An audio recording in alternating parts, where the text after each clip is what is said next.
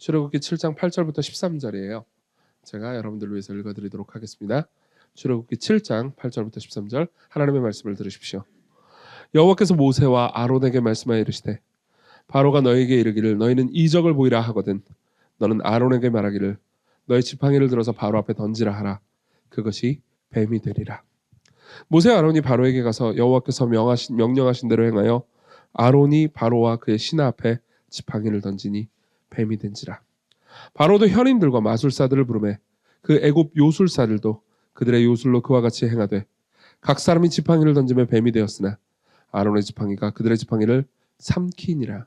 그러나 바로의 마음이 완악하여 그들의 말을 듣지 아니하니 여호와의 말씀과 같더라. 아멘.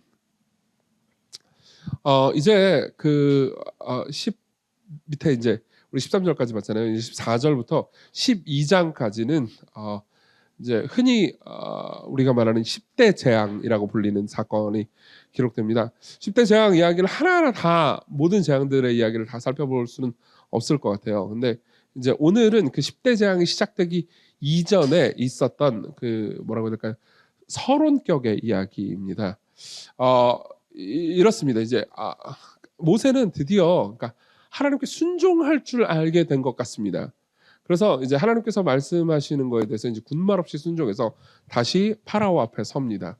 파라오 앞에 섰을 때 이제 하나님께서는 모세한테 이렇게 말씀하셨어요.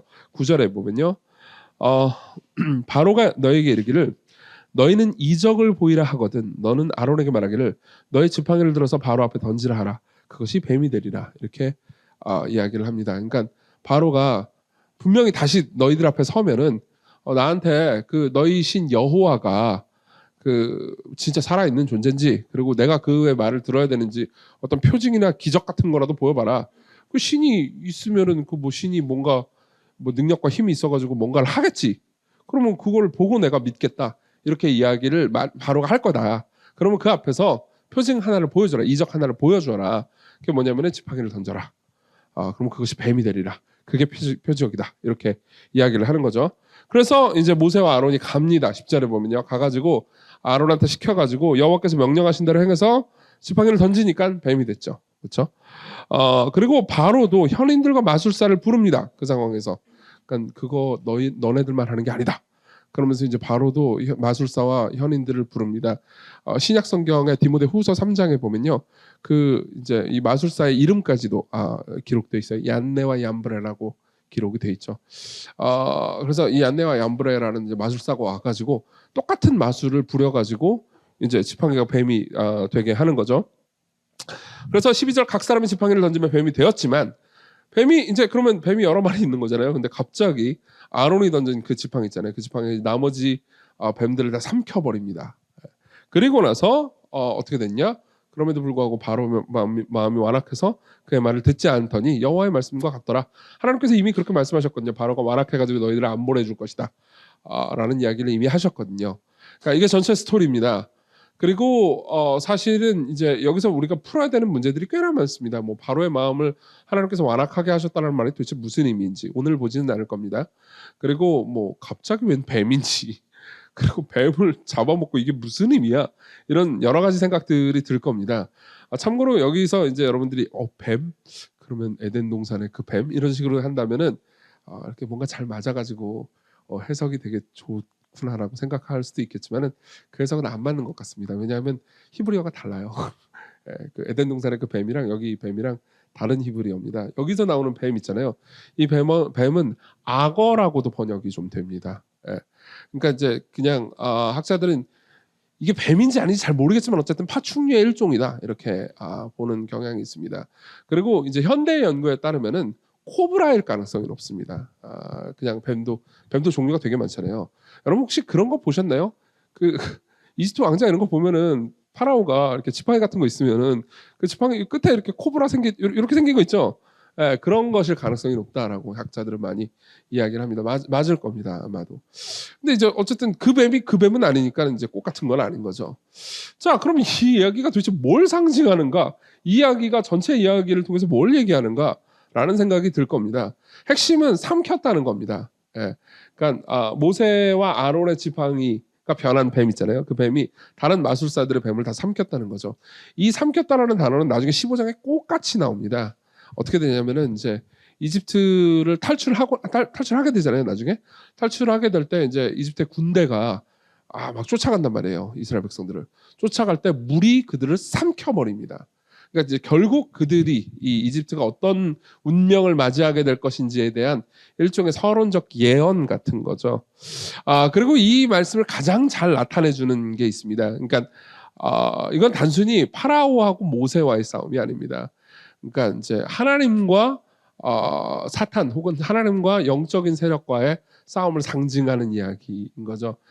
실제로 이제 어떤 학자는 이렇게 이야기를 합니다. 이 이야기는 그러니까 사탄과 하나님과의 영적 전쟁을 상징하고, 그리고 이렇게 이야기를 해요.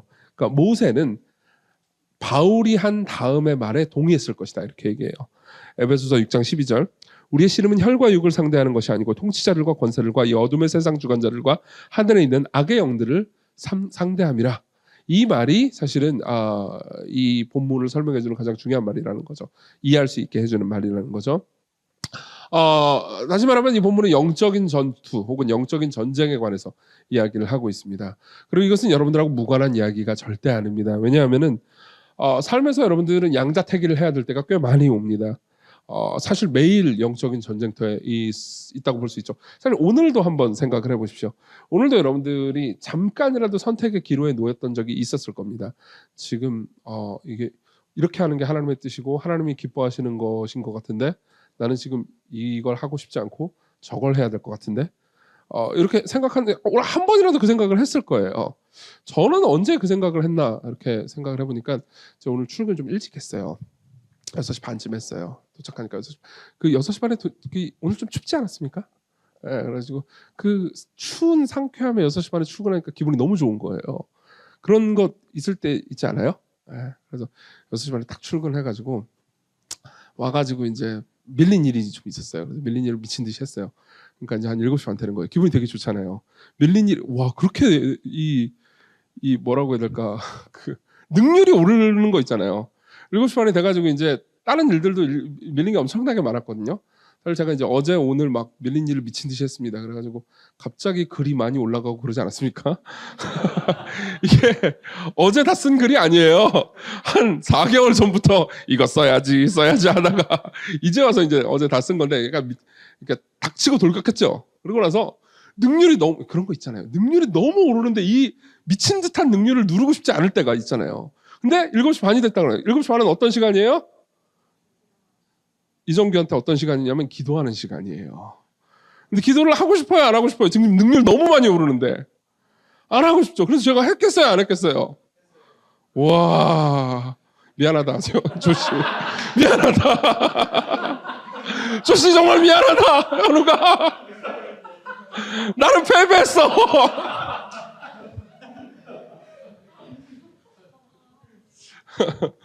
자, 그래서 그 이후에 어떻게 됐냐? 그 이후에 어떻게 됐는지를 좀 이따 얘기해 드릴게요. 자, 아마 여러분들은 이건 제가 이제 그 작은 이야기죠. 사실은 여러분들의 삶에서는 진짜 명백한 부정을 행해야 되는 상황도 있을 수도 있고요. 명백한 죄를 선택하는 상황도 있을 거고, 수많은 선택의 기로 앞에서 일종의 전쟁을 합니다. 이것을 간단하게 보면 나 자신과의 전쟁이라고 볼 수도 있고요. 사탄과 나와의 전쟁이라고 볼 수도 있죠. 사탄은 실존합니다. 그리고 실제로 우리의 삶에서 일하고 있죠. 그리고 그런 측면에서 이 영향은 꼭 그러니까 내적인 갈등만을 통해서 이루어지는 것은 아닙니다. 여러분들이 만나는 사람들과 여러분들이 보는 문화 콘텐츠나 이런 것들이 다 어떤 의미에서 사탄이 유혹하고 있는 수단일 수 있습니다. 그러니까 그 사람들이 다 사탄이다. 그러니까 누가 이상한 말하면 사탄아 물러가라 이 꼭 일어나는 건 아니에요. 그것은 그냥 개념이 없는 일이고요. 정확히는 이런 걸 수 있죠. 그러니까 내가 삶을 살아갈 때 하나님의 뜻대로 어떻게 살라고 말하는 라이프 스타일이 있잖아요. 그 라이프 스타일과 반대로 살아가도록 조언하거나 우리에게 충고를 주는 사람들도 꽤 많죠. 기독교 신앙이 없는 사람들은 여러분들에게 그렇게 충고를 줄 겁니다. 그리고 심지어 기독교 신앙이 있는 사람들도 종종 그렇게 충고를 줄 때가 있죠. 그게 삶을 통해서 여러분들이 계속해서 그런 영향을 받잖아요. 그리고 하나님의 말씀에 영향을 전혀 안 받잖아요. 그러면은 여러분들은 시간이 지나고 나이를 먹으면서 사탄이 되어 갑니다. 너무 도전적인가요? 이거 예를 한번 들어보도록 하겠습니다. 그러니까 이 부부에 관한 이야기예요. 어떤 부부에 관한 이야기인데 이 부부는 그러니까 맨날 부부 싸움을 해요. 맨날 부부 싸움을 하는데 남들의 눈이 무서워가지고 교회 다니는 부부거든요. 남들의 눈이 무서워가지고 실질적인 부부 생활은 거의 없는데도 불구하고 이혼을 못하는 부부가 있었습니다. 그러니까 이제 그냥 겉으로만 부부인 거죠. 그리고 맨날 부부 싸움을 하고 둘이 전혀 이 사이가 좋지 않습니다. 뭐 이런 말은 그렇지만 신동창, 손윤정 선생님 사이가 되게 좋으시잖아요. 완전히 반대인 거죠. 죄송해요. 그냥 한번 여러분 졸릴까봐. 근데 보세요. 생각해 보십시오. 그런데 이 부부 같은 경우에는 어떤 게 있었냐면은 교회를 다녔어요. 교회를 다니는데 그러니까 이제 주일날 예배 한번 드리고 그리고 나서 이제 자신의 신앙적인 의무를 다했다고 생각하는 사람들이었고 사실상 그러니까 진짜 신앙은 기독교 신앙이라기보다는 기복주의 신앙에 가까웠습니다. 그러니까 뭐 우리가 교회 다니고 헌금 적당히 해주면 하나님이 나한테 복을 준다. 뭐 이런 식으로 이제 생각을 했던 잘못된 신앙을 좀 가지고 계셨던 분인 거죠. 그러면서 실제로 이 사람들의 라이프 스타일과 삶을 형성하는 것은 그러니까 주변 사람들, 자기가 가지고 있는 직장이나 세상에서 만나는 사람들의 세계관에 영향을 받았어요. 그러니까 이 두 분은 그러니까 돈 벌고 잘 되고 그리고 뭐 그러니까 유명해지고 그리고 어떤 안정적인 직장을 가지는 게 세상에서 제일 중요한 거예요. 그러니까 어떻게 하냐면 자녀들을 그렇게 괴롭히는 거죠. 자녀들을 엄청나게 괴롭혔습니다. 그리고 불행하게도 그리고 감사하게도 불행한 동시에 감사한 일이 생겼는데 그 자녀들이 셋이 있었는데 어떤 목사님을 만난 거예요. 그 부모 입장에서는 불행하게도 그 좋은 목사님을 만난 거예요. 아니 저 아니에요. 저였으면 참 좋았을 텐데. 좋은 목사님 만나가지고 이 자녀 셋이 한꺼번에 회심을 한 겁니다. 그러니까 진짜 신앙을 가지게 된 거예요. 그러니까 어떻게 됐냐면 자신의 삶에서 제일 자신의 신앙생활을 방해하는 사람이 교회 다니는 우리 엄마 아빠가 되는 거예요. 그래서 이제 사실상 제가 그 셋 이 형제 중에서 한 분을 알거든요. 개인적으로 아는데 그러니까 이런 얘기를 하더라고요. 자기가 이제 부모님한테 듣는 이야기가 너무 막 죽을 것 같은 거죠. 사실 뭐 자기가 그렇다고 그래가지고 뭐 선교사나 사역을 하러 가겠다는 것도 아니고 좀 하나님 뜻대로 살아보겠다고 하는 건데 사사건건 이제 부모님이 그딴 식으로 살면 안 된다고 얘기하니까 너무 괴로웠던 거예요. 근데 이제 한 번은 제 설교를 들었대요. 제 설교는 인터넷으로 듣는데 제가 이제 그런 적 있잖아요. 가끔 가다가 사탄에 관한 설교를 할 때가 있잖아요. 사탄의 계략이 뭐가 어떻고 뭐 이런 식으로 막 얘기를 하는데 이거 어제 우리 엄마한테 듣던 얘긴데? 라는 생각을 했다는 거죠. 정확히 이건 사탄이 지금 여기 설교에서 성경 본문을 통해서 묘사하고 있는 사탄의 말이 자기가 어젯밤 엄마한테 들었던 말과 똑같다는 거죠. 그러면서 갑자기 울음이 터졌다고 얘기를 해줬어요. 그러니까 그때 느꼈던 거죠. 우리 엄마가 사탄이 되어가는구나. 이거는 있을 수 있는 일입니다. 그런 측면에서 사실은 우리는 매일같이 영적 전쟁 앞에 놓여 있다고 볼 수 있죠. 자, 그래서요. 저는 이 영적 전쟁이라는 화두를 두고요. 이 전체 본문을 통해서 이런 이야기를 할 겁니다. 그 전쟁의 본질이 뭔지에 대해서 첫 번째 말씀드리고요. 두 번째로는 그 적의 한계에 대해서 말씀드리겠습니다. 적의 약점이라고나 할까요? 그리고 마지막으로는 그럼 뭘 어떻게 우리는 이길 수 있는가? 이런 이야기를 하겠습니다. 첫 번째로는 이 전쟁의 본질, 두 번째로는 적의 약점, 그리고 마지막으로는 어떻게 이기는가에 대해서 말씀드리겠습니다. 먼저 본질부터 얘기해보죠. 사실 이 10대 재앙이라는 것은 언제 어디서부터 출발을 한 거냐면은 처음에 모세가 이제 바로한테 가가지고 5장에 보면 나옵니다. 우리를 보내주세요. 광야로 가가지고 사흘길쯤 예배를 할 수 있도록 좀 허락해 주십시오라고 이야기를 합니다. 그러니까 파라오가 이렇게 얘기를 합니다. 5장 2절에 보면 들어보십시오. 바로가 이르되 여호와가 누구이기에 내가 그의 목소리를 듣고 이스라엘을 보내겠느냐. 나는 여호와를 알지 못하니 이스라엘을 보내지 아니하리라. 도대체 여호와 듣도 보도 못한 그 존재가 누구냐? 내가 왜 그 존재의 말을 들어야 되느냐? 이렇게 묻는 거죠. 이건 되게 중요한 질문입니다. 왜냐하면 이게 그러니까 세상이 던지는 질문과 똑같거든요. 바로는요. 그러니까 지금으로 치면은 포스트 모더니스트 같은 사람입니다. 그러니까 바로는 신이 없다고 말하지 않습니다. 바로는 스스로가 신이라고 생각하는 존재예요. 게다가 이 이집트에는 수많은 신들이 있었죠. 그 신들을 다 알 뿐만 아니라, 그리고 가나안 사람들이 지금 이 이집트에 속해 있는 가나안 사람들이 믿고 있는 신이 있다는 것을 알고 있어요. 모를 리가 없죠. 그리고 그 신의 이름이 여호와라는 것도 이제 들어서 알게 됐습니다. 근데 이런 얘기를 하는 겁니다. 지금 나는 살아있는 신이잖아. 바로 입장에서 나는 살아있는 신이잖아. 근데 니들은 내 종이잖아. 근데 종이 믿는 신의 말을 내가 왜 들어야 되는데? 이렇게 말하는 거죠. 아니 도대체 그가 누구길래 우리가 이 태양신 레의 말을 듣는 거는 우리의 원함이지, 그렇죠? 이 제일 센 신이 태양신 레거든요. 이 이집트 종교에서 뭐 다르게 얘기하는 학자들도 있긴 하지만 대체로 태양신 레가 제일 세고요. 그리고 이 바로는 태양신 레의 현신 혹은 아들로 인정을 받았습니다. 그러니까 나는 태양신 레의 말을 따를게. 근데 내가 왜 여호와의 말을 따라야 되냐고 이렇게 얘기하는 거죠. 아니 나는 뭐 예를 들면 사람들이 이런 식으로 생각하는 겁니다. 아니 나는 뭐 한국 사람이니까 한국 법 따를게. 너는 미국 사람이니까 미국 법 따라. 이거 굉장히 공평해 보이죠? 그렇죠? 당연한 것처럼 보입니다. 그러니까 이거는 사실 세상에서 우리가 흔히 듣는 말이기도 하죠. 기독교인이세요? 그럼 기독교 법대로 따르세요. 근데 나는 기독교인이 아니란 말이야. 그러니까 내가 왜 이 기독교 경전에 나오는 신의 말을 들어야 돼?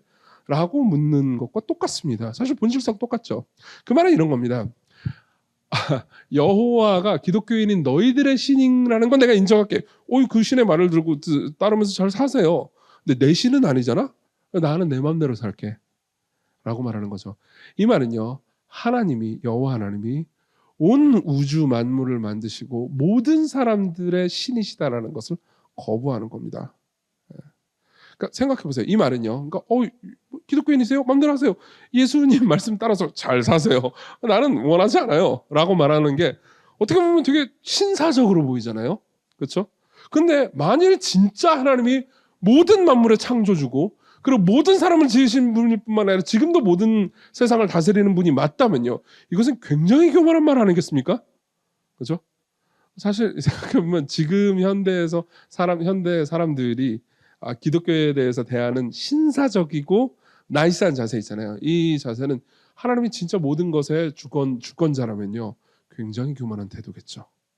바로 바로가 이런 생각을 하고 있는 겁니다. 그리고 이게 여러분들이 이러한 생각과 말을 삶에서 듣고 있잖아요. 여러분들의 친구들이나 뭐 심지어 가족들이나 이런 사람들로부터 듣고 있잖아요. 너는 기독교인이야? 원하는 대로 사세요. 난 내 마음대로 살게. 라고 듣는다면요, 여러분들의 영적 전쟁 앞에 놓인 겁니다. 그렇지 않겠습니까? 예. 그리고 그 사람을 정죄하고 나쁘게 대하라는 건 아닙니다. 그 상대방의 삶에는, 그 생각에는 사탄이 역사하고 있는 거죠. 예.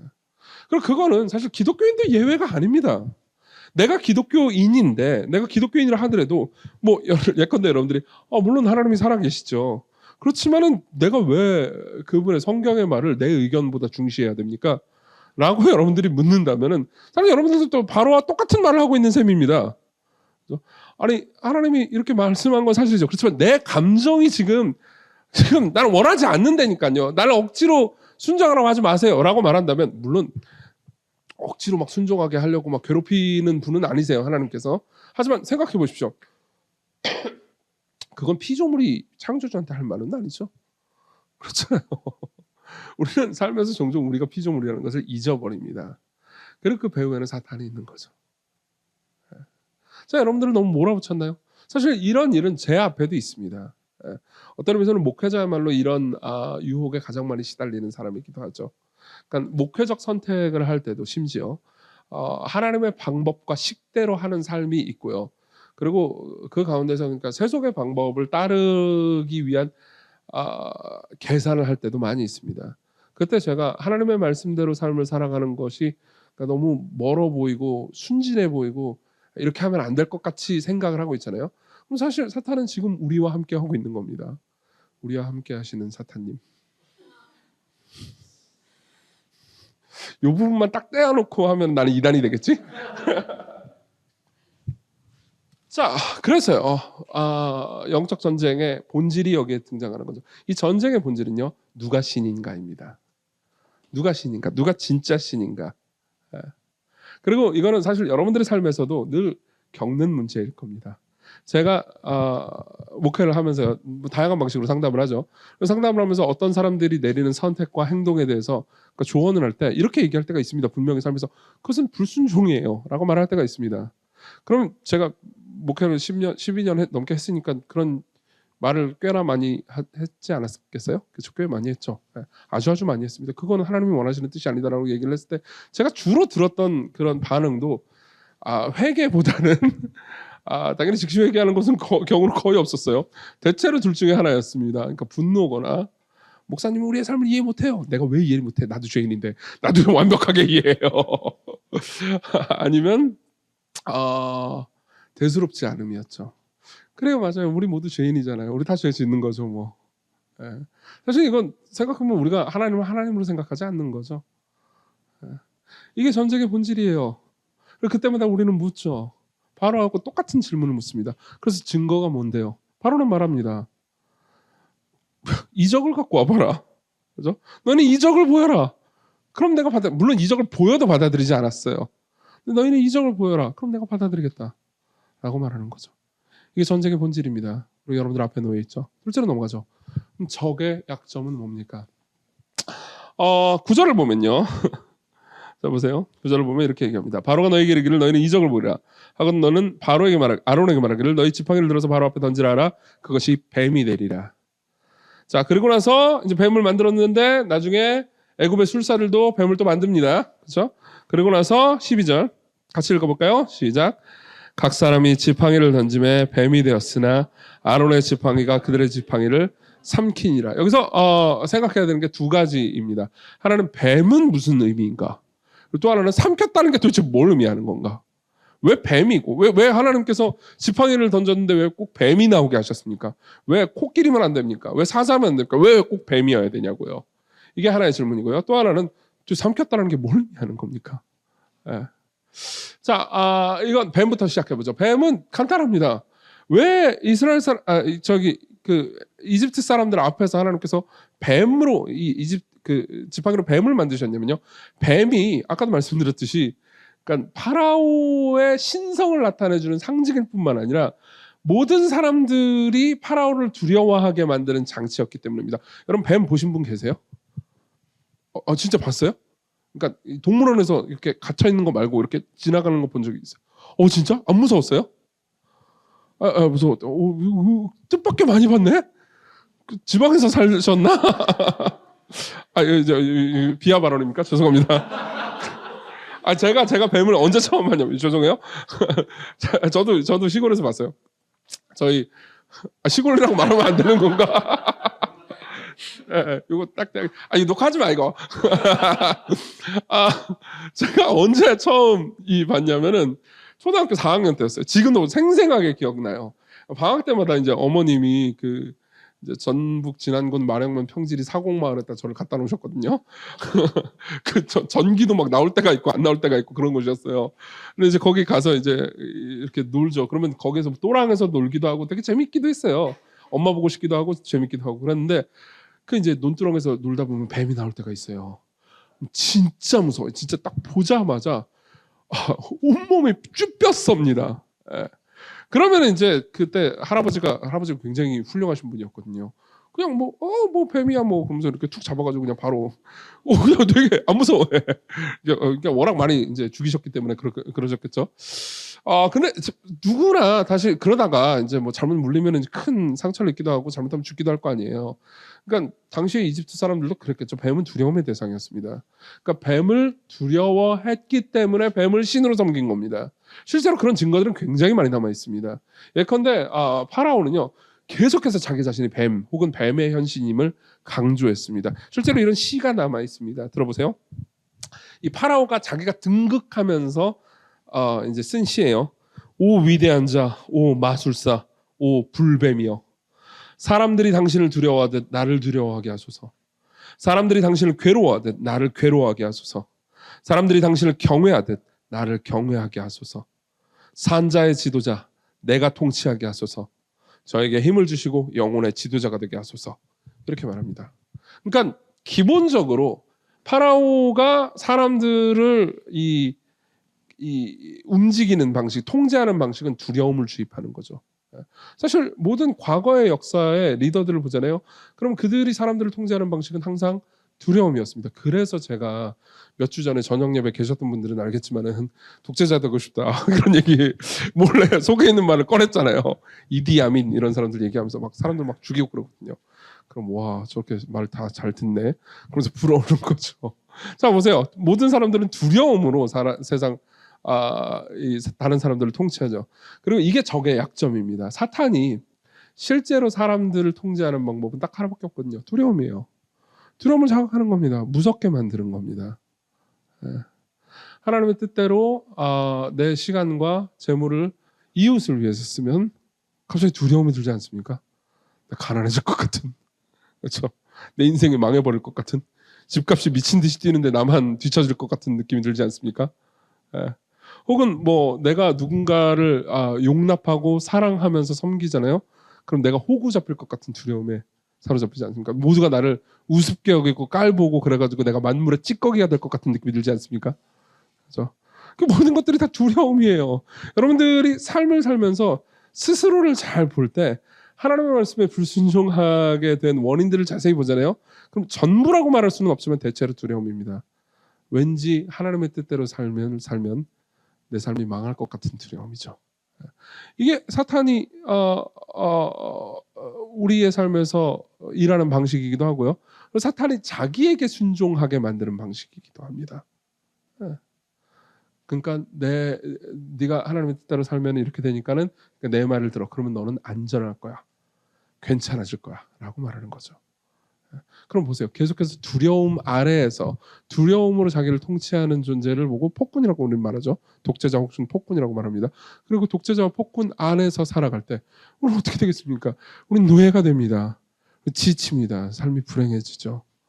여러분 요즘은 이제 요즘이라고 말해서 좀 그렇긴 하지만 옛날보다는 회사를 자주 이동하는 분위기가 됐잖아요. 제가 20대 때 회사를 다닐 때만 해도 뭐 평생 직장 꿈꾸는 사람들도 있었어요. 그리고 그런 개념들도 아예 없진 않았습니다. 근데 지금이야 회사 되게 자주 옮기고 뭐 그게 권장되기도 하는 그런 문화가 됐잖아요. 뭐 꼭 그렇게 나쁜 것 같지는 않습니다. 근데 보통 여러분들이 어떤 회사를 다닐 때 회사의 분위기가 어떻게 하면 빨리 도망가야겠다는 생각이 들죠? 두려움을 자극할 때요. 그렇죠? 왜요? 힘드니까요. 예. 여러분들을 노예로 만들어버리기 때문입니다. 맞죠?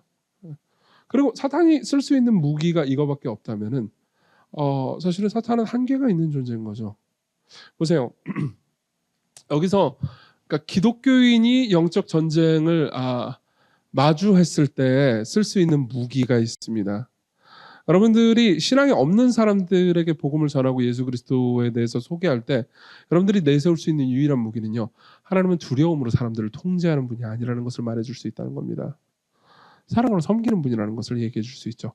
그리고 그게 십자가의 본질 아니겠습니까? 그리고 여러분들이 영적 전쟁 앞에 섰을 때, 내가 불순종의 위험 앞에 섰을 때 여러분들이 스스로를 설득시키는 방법도 간단합니다. 하나님이 정말 날 사랑하시는데 내가 그분의 뜻대로 삶을 산다고 그래가지고 내 인생이 망하게 하시겠어? 이걸 스스로에게 납득시키는 거죠. 그분이 두려움으로 우리를 통제하는 것이 아니고 인내와 사랑으로 우리를 섬기시고 이끄신다라는 사실, 그것이 우리의 무기가 되는 거죠. 또 다른 약점도 있습니다. 또 다른 약점은요 이거예요. 보세요. 삼켰다고 그랬죠. 이 뱀이 다른 뱀들을 삼켰습니다. 그리고 지팡이가 뱀을 만들었는데 그들도 뱀을 만드는 걸 모방합니다. 그렇죠? 자 여기서 우리는요 사탄이 일하는 가장 그러니까 뭐라고 해야 될까요? 일반적인 방식 하나를 볼 수 있습니다. 이게 사탄의 약점이기도 하죠. 모방한다는 겁니다. 사탄은 모방한다는 겁니다. 이 사탄의 일에 대해서, 사역에 대해서 제일 많이 그것도 적나라하게 나와 있는 책은 아마 요한계시록일 겁니다. 요한계시록에 보면요. 그러니까 이게 나중에 보면 이게 굉장히 재밌는 게 많이 나와요. 그래가지고 이제 뭐 짐승 바벨론 용 이렇게 나오기도 하고 사탄은 이런 식으로 묘사하기도 하거든요. 근데 이제 셋이죠. 예. 삼위일체를 따라한 거예요. 그러니까 사탄은 항상 하나님을 모방합니다. 그리고 성경에 보면 이런 말씀이 있습니다. 계시록 13장 11절 내가 보매 다른 짐승이 땅에서 올라오니 그 다음 뭐라고 되어 있냐면 그 짐승은 여기서 어린 양같이 두 뿔이 있어요. 어린 양처럼 보여요. 근데 용처럼 말을 해요. 예. 그러니까 생긴 건 어린 양이에요. 예수님인가? 근데 말하는 걸 보면 용이야. 이건 철저한 모방이죠. 자, 왜 그런지 얘기해드리겠습니다. 이거 C.S. 루이스가 쓴 스크루테이프의 편지에도 굉장히 잘 나타나 있는 이야기인데요. 그러니까 사탄은 그 스스로 즐거움과 쾌락을 만든 적이 없습니다. 즐거움과 쾌락을 만든 분은 하나님이시죠. 성관계의 쾌락을 만든 분은 하나님이시지 사탄이 아닙니다. 그리고 사탄은 하나님께서 만드신 즐거움을 나쁜 방식으로, 하나님께서 정해놓지 않은 방식으로 잘못 쓰도록 오용하게 할 뿐입니다. 그리고 하나님께서 주시는 진정한 쾌락을 모방한 질 낮은 쾌락을 안겨주겠다고 말해줄 뿐인 거죠. 이거를 되게 재미있는 강연을 하나 들으면서 제가 느낀 적이 있습니다. 혹시 여러분 알랭드 보통이라고 아실 겁니다. 스위스 사람이에요. 이 사람이 스위스 사람인데 이제 영국에서 주로 활동하죠. 이분이 아마 옥스퍼드를 캠브리지를 졸업했을 겁니다. 그래가지고 영국에서 주로 활동을 하고 작가인 동시에 인생학교라는 유명한 그 단체의 설립자이기도 합니다. 우리나라도 인생학교가 있고 책도 번역이 많이 됐죠. 근데 이분은 무신론자입니다. 그리고 기본적으로 신이 없는 게 너무 당연하다고 생각을 합니다. 근데 나중에 여러분들이 심심하시면 유튜브에 무신론 2.0이라고 한번 쳐보십시오. 무신론 2.0, Atheism 2.0 이렇게 한번 쳐보세요. 한글 자막 다 달려 있습니다. 그 테드 2011년도에 한 테드 강연이거든요. 딱 20분짜리 강연이에요. 되게 재밌으니까 한번 들어보시면 좋겠습니다. 이 책의 내용이 이제 무신론자를 위한 종교라는 책으로 이제 나오기도 했죠. 내용 간단합니다. 그러니까 자기 무신론자예요. 그리고 무신론이 맞다고 생각합니다. 그리고 이 현대 지성인이라면 당연히 무신론이어야지 라고 생각을 해요. 근데 자기가 생각할 때 그렇다고 해서 리처드 도킨스처럼 종교가 없어졌으면 좋겠고 깡그리 무시하는 거 그건 잘못됐다 이거예요. 왜냐하면 종교도 인간 지혜의 산물이기 때문에 거기서 우리가 배울 게 꽤 많다고 이야기를 합니다. 그러면서 한 6가지 정도 종교로부터 배울 것을 이야기해 줍니다. 그러면서 이제 이런 이야기를 해요. 무신론은 당연하죠. 신 따위는 없습니다. 라고 얘기를 해요. 그런데 종교에서 좋은 것들이 꽤 많단 말이에요. 그 좋은 것만 딱 따가지고 이렇게 우리가 무신론적인 세계관과 딱 이어서 갖다 붙입시다. 이게 이제 주요 주제입니다. 그래 6개를 다 얘기하진 않을게요. 나중에 관심 있으면 그걸 보세요. 그래서 되게 중요한 2가지 정도를 얘기해 줍니다. 하나는 뭐냐면은 종교를 가진 사람들은 말을 할 줄 안다고요. 그러니까 말을 하는 법을 계속해서 배운다고요. 그것도 공동체에 깊이 들어간 사람들은 늘 말하는 법을 배운다고. 왜냐하면 자기가 이제 무신론으로서 삶을 살 때 사람들하고 있을 때 그러니까 공동체가 보통 형성이 안 되니까는 말할 일이 별로 없어요. 근데 여러분 기독교인이 되고 그것도 신실한 기독교인이 되려면 시건교도 한번 생각해 보십시오. 시건교에서 잘 적응해가지고 신실한 기독교인이 되려면 예배만 드리면 가면 약간 안 되잖아요. 약간 그런 느낌새가 있잖아요. 그래서 약간 모임에도 참여하라고 그러잖아요. 그러면 이제 이후에 소그룹 모임 참여하면 이제 뭘 해야 되죠? 여러분들 뭘 해야 되죠? 말을 해야 됩니다. 게다가 말을 들어야 합니다. 자, 모두가 말을 잘하나요? 아니죠. 여러분들은 잘 못하는 사람의 말을 듣기도 해야 되고요. 그리고 그것을 들으면서 이해해야 되고요. 그리고 자신의 생각을 말로 표현해야 되고, 그리고 자신이 말을 못한다는 걸 확인해야 하고, 그렇죠? 꽤나 끔찍한 일이에요. 그리고 그것을 반복해야 합니다. 그럼 어떻게 되겠습니까? 당연히 말을 잘하겠죠. 예. 몇 년 혹은 십수년, 수십 년을 학습한 사람들 입장에서는 언어로 자신의 생각을 표현하는 것이 훨씬 더 능숙해진다는 거예요. 이거는 종교가 없는 사람들이 따라하기 힘든 영역이라고 얘기를 합니다. 그러면서 이제 그런 얘기를 해요. 그래서 보통 무신론자들이랑 종교인들이 변증적인 어떤 논쟁을 할 때 종교인들이 이기는 경우가 많은 이유다 이런 얘기를 해주더라고요. 되게 재밌었습니다. 이게 하나였고요. 또 하나는 이거였습니다. 하나는 그들은 공동체가 있다. 거죠. 생각해보세요. 하나님이 살아계시고 우리는 그분의 뜻대로 살아야 됩니다. 라는 마음을 가지고 공동체를 형성하기는 쉽습니다. 하나님은 있으니까요. 근데 생각해보세요. 자, 신은 없습니다. 우리 이 가치 아래 뭉칩시다가 쉬울까요? 없는데 어디다 헌신을 하라고. 그렇죠? 그러니까 우리는 공동체를 만들 수가 없다. 라는 이야기를 합니다. 이거는 굉장히 뼈아프게 자조적인 이야기, 이 어조로 이야기를 하더라고요. 저는 그걸 보면서 꽤나 재밌었습니다. 이분이 그래도 종교에 대해서 꽤 잘 열심히 연구를 했네? 라는 생각이 들어가지고 꽤나 재밌었습니다. 그래서 이분의 결론은 뭐냐? 그러니까 우리도 공동체를 만들자. 그리고 그 얘기를 듣자마자 저는 어린 양같이 두 뿔이 있고 용처럼 말을 하네? 라는 생각이 들었습니다. 왜냐하면 저는 알랭드 보통을 비난하고 싶은 게 아니에요. 오히려 이렇게 얘기하는 거죠. 그러니까 모방 말고는 할 수 있는 게 없었다는 겁니다. 당연히 그때는 2011년도였어요. 2011년도는 어떤 때냐면 여러분 기억나실지 모르겠는데 지금 2023년도죠. 2000년도 중후반에는 만들어진 신 이런 책 있잖아요. 리처드 도키스 같은 사람이 그런 책 내고 막 무신론이 막 열풍을 불 때였어요. 지금 좀 많이 사그라들었죠. 그리고 실제로 무신론을 받아들이는 사람들이 어떤 운동을 열심히 하던 때였습니다. 그렇기 때문에 무신론이 세상을 지배하고 그리고 종교가 완전히 사라질 수도 있을 거라는 희망을 품고 있던 시대였어요. 그렇기 때문에 무신론적 공동체를 만들려고 마음을 먹으면 만들 수 있을 거라고 생각했습니다. 혹시 여러분들이 한 10년 전, 10몇 년 전에 우리나라에서도 그 있었는데 그 버스에다가 옆에다가 뭐 무신론 광고 붙고 그런 거 본 적 있으신 분 계신가요? 없으세요? 한 명도 없어요? 뭐 아인슈타인 뭐 신이 있다는 건 망상이다 뭐 이런 거 다 붙여놓고 그런 거 못 봤어요. 버스 광고 있었는데 서울에서 안 살았어요? 아, 또 지방무신가? 죄송해요. 자, 저는 봤어요. 저는 봤어요. 근데 자, 잘 들어보세요. 잘 들어보세요. 저는 봤어요. 저는 봤어요. 근데 많이 못 봤어요. 왜 많이 못 봤을까요? 네. 그거 광고 돈 내야 되잖아요. 그렇죠? 이 말은 무신론자는 돈이 없어서가 아니죠.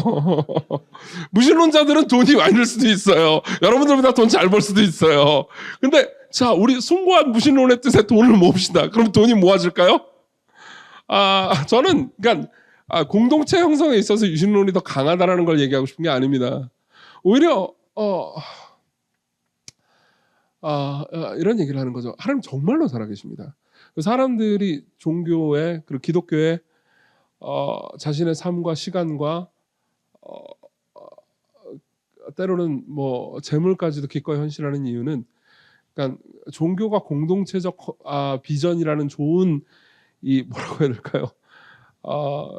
좋은 내용을 주기 때문이 아니에요. 네, 여러분 생각해보세요. 여러분들이 교회에 다니는 이유가 사람이 말이야 살다 보면 공동체가 좀 필요하고 교회만큼 또 이렇게 사랑으로 잘해주라고 말하는 공동체가 없으니까 이 공동체를 좀 소비해볼까 하는 마음으로 교회에서 공동체를 함께 하셨나요? 아니었을걸요? 네. 오히려 그래 종교가 뭔지는 좀 알아보고 싶긴 하지만 공동체는 사람들이랑 엮이기 싫은데 억지로 오라고 해가지고 끌려와가지고 하라고 해가지고 억지로 하다 보니까 적응한 거잖아요.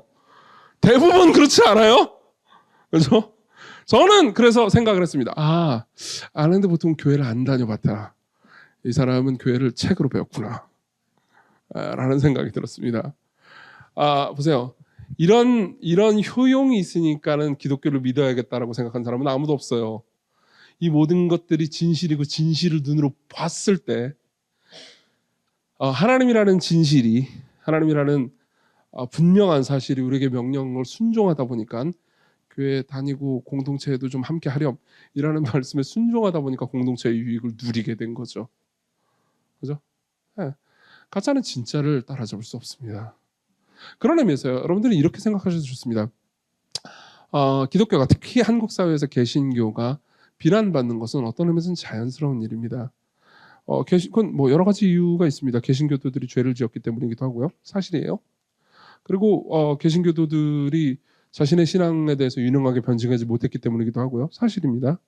이 모든 것들이 사실이지만 꼭 그게 다 사실은 아니에요.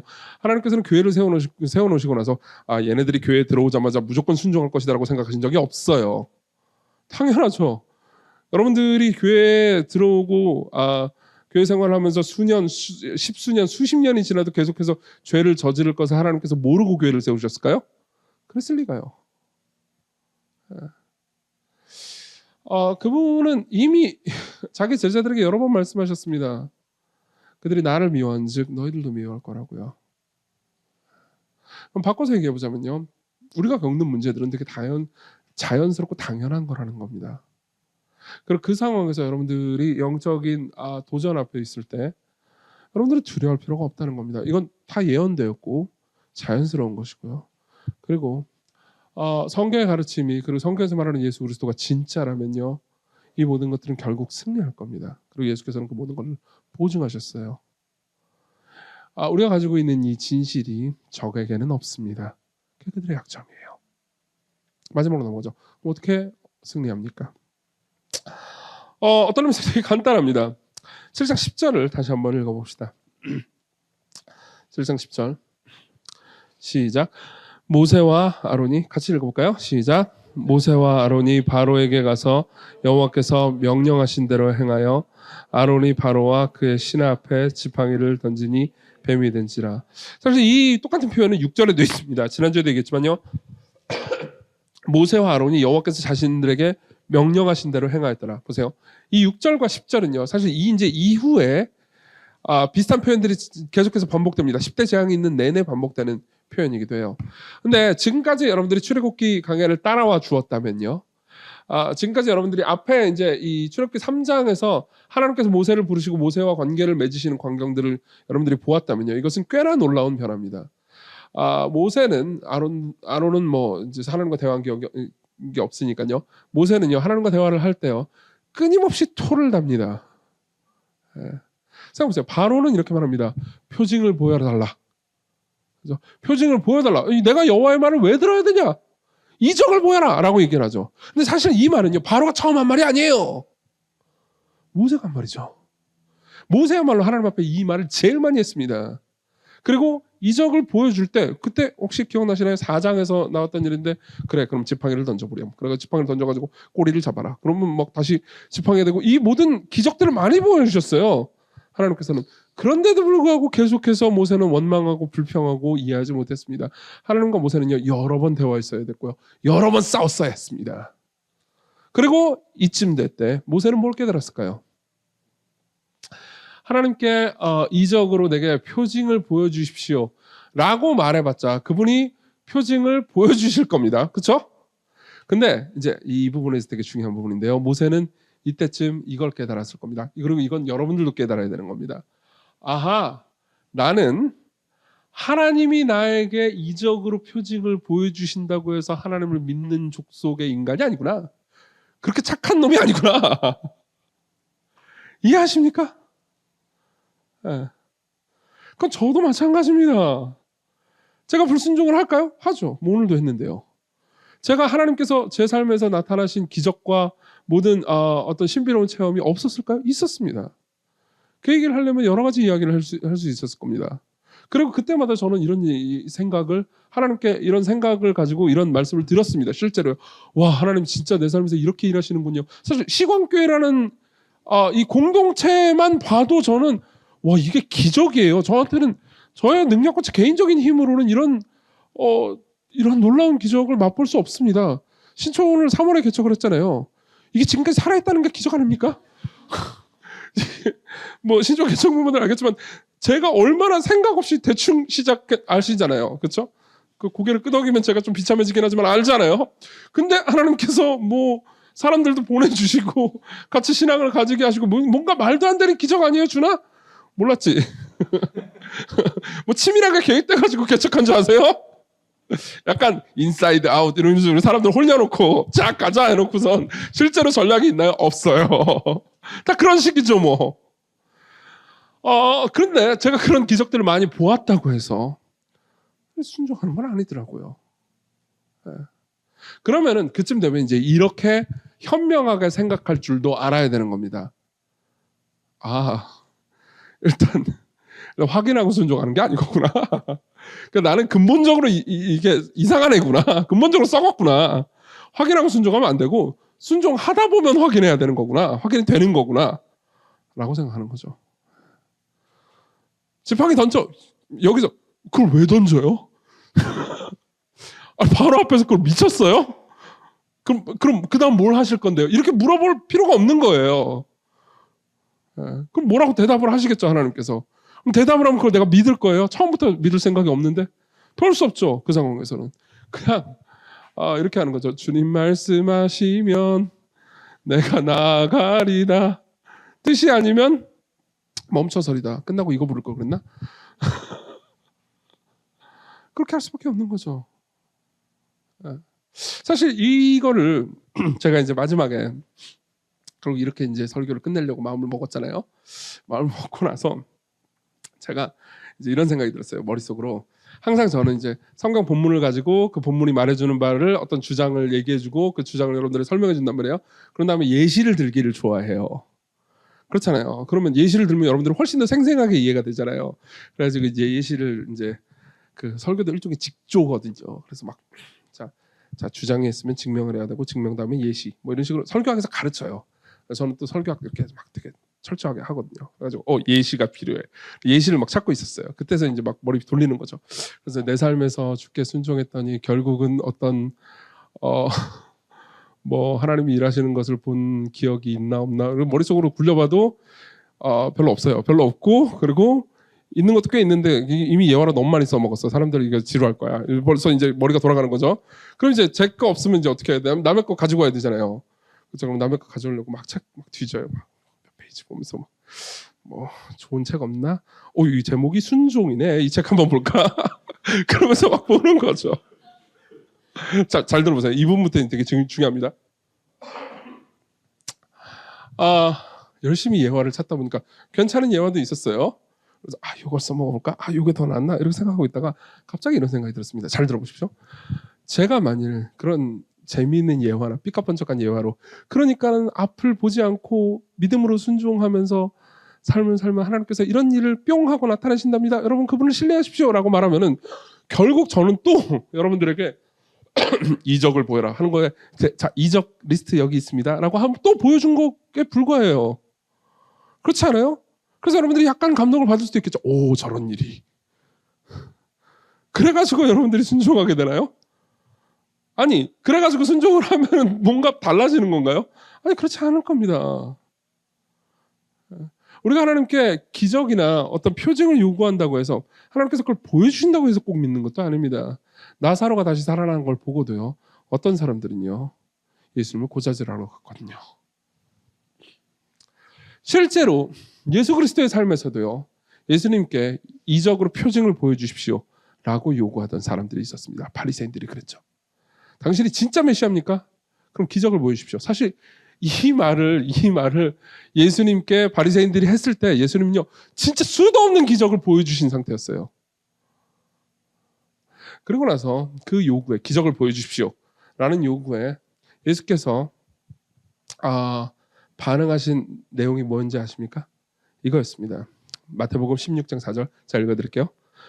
악하고 음란한 세대가 표적을 구하나. 간단하게 얘기하면 그 바리새인들한테 너희들은 악하고 음란하단다 이렇게 얘기하는 것과 똑같죠. 요나의 표적밖에는 보여줄 표적이 없느니라 하시고 그들을 떠나가시니라. 요나의 표적이 뭡니까? 요나는요 물고기 뱃속으로 들어갔다가 3일 만에 나왔습니다. 그런 것과 똑같이 예수 그리스도께서요 무덤으로 들어가실 겁니다. 그래서 3일 만에 부활했습니다. 이건 역사적 사실이죠. 그리고 예수께서는 이렇게 말씀하시는 겁니다. 궁극적인 표적은 내가 부활했다는 것밖에 없다. 그러나 나는 더 이상 표적을 보여줄 필요도 이유도 느끼지 못한다. 물론 하나님께서는 자기 백성들을 긍휼히 여기시기 때문에 때때로 기적을 보여주십니다. 그렇지만 그분은 알고 계십니다. 우리가 기적을 본다고 해가지고 꼭 믿는 게 아니라는 걸요. 기적을 본다고 해가지고 꼭 순종하는 것도 아니라는 걸요. 지옥에 있는 부자는 이렇게 말했습니다. 살아있다가 죽은 사람이 지금 살아있는 사람한테 가가지고 다시 살아나가지고 가서 말하면 그들이 믿을 겁니다. 그러니까 아브라함이 말하죠. 아니 그렇게 해서 믿지 않을 거야. 모세와 선지자들이 있단다. 성경 말씀이요. 그들에게 들어라. 이건 뭘 의미하죠?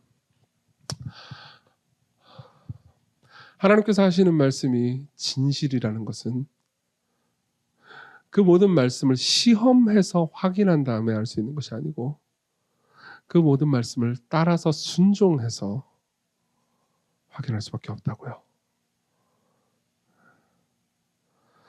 우리 앞에 놓여 있는 지도를 그것이 참인지 다 검색을 해보고 확인을 한 다음에 그 지도대로 따라서 걸어가는 것이 아니고 그렇게 될 수는 없어요. 그 지도를 믿고 따라갔을 때 내가 원하는 목적지가 나왔을 때 드디어 그때 확인하는 거라고요. 왜 예수께서 이렇게 말씀하셨을까요? 요나의 표적 말고는 보일 표적이 없느니라. 그분이 궁극적인 요나였기 때문입니다. 그분은 요나와 달랐지만 요나보다 훨씬 더 위대한 요나였죠. 요나는 불순종하다가 째펴가지고 이제 고래 뱃속으로 들어갔잖아요. 예수께서는요 순종으로 무덤으로 들어가셨습니다. 제가 여러 번 말씀드렸듯 그분 역시 하나님께서 그분을 부활시켜 줄 거라는 성부 하나님의 약속을 믿음으로 따라서 걸어가셨습니다. 그리고 그분이 우리를 위해서 믿으셨기 때문에 우리를 위해서 용기를 가지고 성부 하나님의 말씀을 믿으셨기 때문에 우리가 새 생명을 얻게 됐겠죠. 이렇게 생각해 봅시다. 적응하고 마치겠습니다. 여러분들이 지금 삶에서요, 그러니까 하나님께서 나에게 원하시는 뜻대로 살지 않는 어떤 것들이 있을 것 같습니다. 스스로 자기 자신을 잘 조사해 보면 분명히 있을 겁니다. 하나님께서는 여러분들의 삶에서 무언가를 희생하기를 원하실 수도 있을 것 같습니다. 하나님께서는 여러분들의 삶에서 누군가를 더 사랑하라고 명령하시는 것들이 있을 겁니다. 어, 하나님과의 교제가 개인적이고 인격적인 교제가 거의 없었다면 그런 교제를 시작하라고 여러분들에게 명령하시는 것일 수도 있을 것 같습니다. 자, 그것을 여러분들이 앞뒤 재지 말고 그냥 명하신 대로 할 수 있도록 내게 용기를 달라고 구하십시오. 그리고 그분이 여러분들을 어떻게 이끌어 가시는지를 보았으면 좋겠습니다.